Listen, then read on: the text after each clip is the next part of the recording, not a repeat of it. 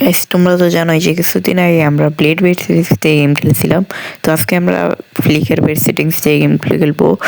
আর তোমরা ভিডিওটা না টেনে সম্পূর্ণ ভিডিওটা দেখতে থাকো। প্রথমে আমরা সেটিংসে যাবো, তারপরে এখানে দিয়ে আমাদের ফ্লিকার বেড সেটিংস যেটা আছে, তারপরে আমি তোমাদেরকে দেখিয়ে নিচ্ছি যে আমি এটা ফ্লিকার বেড সেটিংস নিচ্ছি।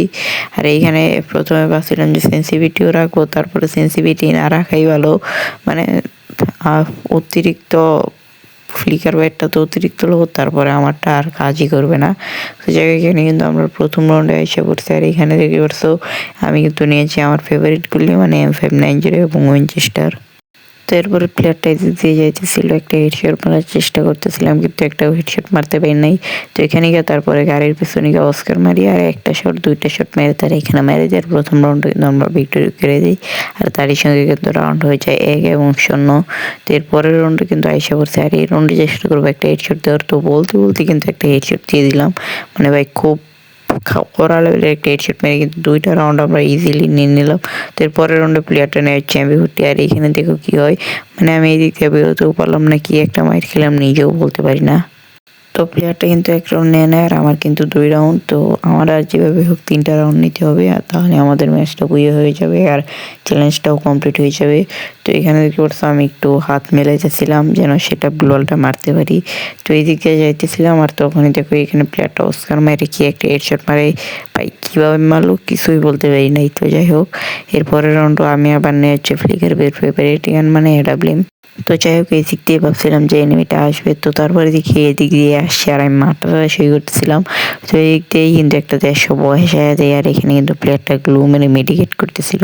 আমি কিন্তু ওরা প্লেয়ারটার গ্লোয়াল ভাঙতেছিলাম, তাকে এই দিক দিয়ে একটা হেডশট মারার চেষ্টা করবো। তো বুঝতে পারি যে প্লেয়ারটা ওই কন্টেনারের ভেতরে চলে গেছে। তো তারপরে আর একটা শট লাগানোর চেষ্টা করি কিন্তু মারতে পারি না। আর এই দিক দিয়ে কিন্তু একটা কড়া লেভেলের হেডশট মেরে দিয়ে মানে স্নাইপার দিয়া। তো তারই সঙ্গে আমার কিন্তু রাউন্ড হয়ে যায় 3, আর এনিমির রাউন্ড কিন্তু 2-2 থাকে। তো যাই হোক, এর পরের রাউন্ডও কিন্তু চলে আসছে। আর এই রাউন্ডটাও যেভাবে হোক ভিক্টোরি করতে হবে। তো এই দিক দিয়ে কিন্তু লালটা হয়েছিল, মানে 150 মারতে পারতাম। তো এখানে কিন্তু গিয়ে একটা 150 বসায় দেয়। তো এখানে কিন্তু উড়াদুরা আমি আবারও গ্লোয়াল ভাঙতেছিলাম। তো গ্লোয়াল ভাঙার পরে আরেকটু আগে মারলে কিন্তু প্লেয়ারটা মরে যেত। তবে আমি এই দিক দিয়ে একটা ফ্ল্যাশ ফ্রিজ মারতে গেছিলাম। তো ফ্ল্যাশ ফ্রিজটা পারফেক্ট মতন মারি, কিন্তু প্লেয়ারটা অস্কার মেরে এখান থেকে চলে যায়।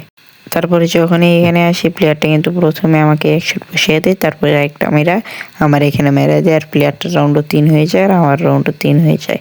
তো এইবার এই রাউন্ডে কিন্তু নিয়ে নিয়েছে ডেজার্ট ইগল। তো এই রাউন্ডে চেষ্টা করবো একটা কড়া লেভেলের হেডশট মারার। তো যাই হোক, ওরে ভাই কি হেডশটটা মারলাম দেখলানি।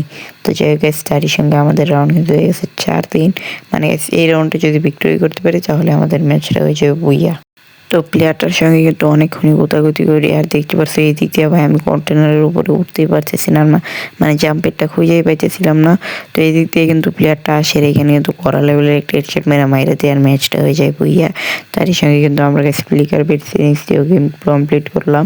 তো নেক্সট কার সেটিংস দিয়ে গেম খেলবো অবশ্যই কমেন্ট করে জানাবা। আর আজকের মতো বিদায় নিচ্ছি, আল্লাহ হাফিজ গাইস।